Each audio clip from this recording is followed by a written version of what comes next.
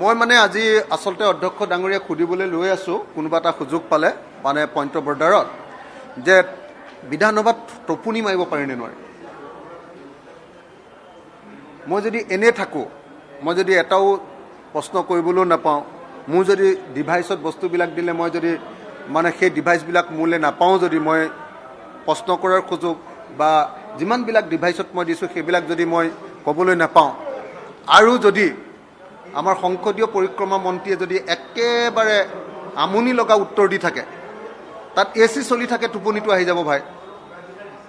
ধুনীয়া AC চলি থাকে, টোপনিটো অহাটো স্বাভাৱিক মানুহৰ কথা এটা হ'ব যে টোপনি আহিব। মই যদি স্বাভাৱিক মানুহ হওঁতো তাত টোপনি আহিব, আৰু টোপনি আহিলে আপোনালোকে মোক দেখুৱাব চাওক অখিল গগৈ শুবলৈ ইয়াত আহিছে, শুবলৈ আহিছে, আপোনালোকে দেখুৱাই থাকক,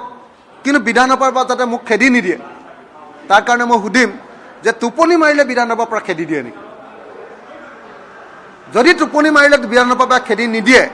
বিধানসভালৈ নহাকেও নোৱাৰোঁ, কাৰণ বিধানসভাত আহিবৰ কাৰণে মোক মানুহে ভোট দিছে, গতিকে বিধানসভালৈ নাহিলে আকৌ মোৰ এইটো অন্যায় কৰা হ'ব,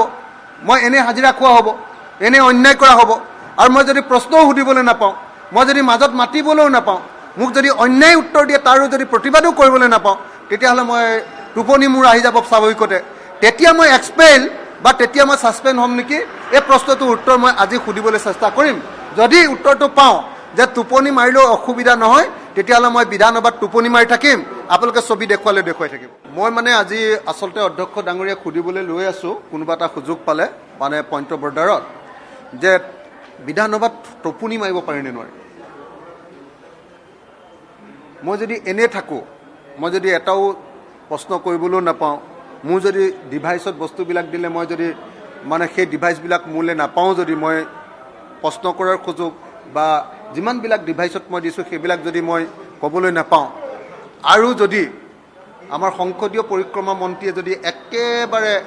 আমনি লগা উত্তৰ দি থাকে, তাত AC চলি থাকে, টোপনিটো আহি যাব ভাই,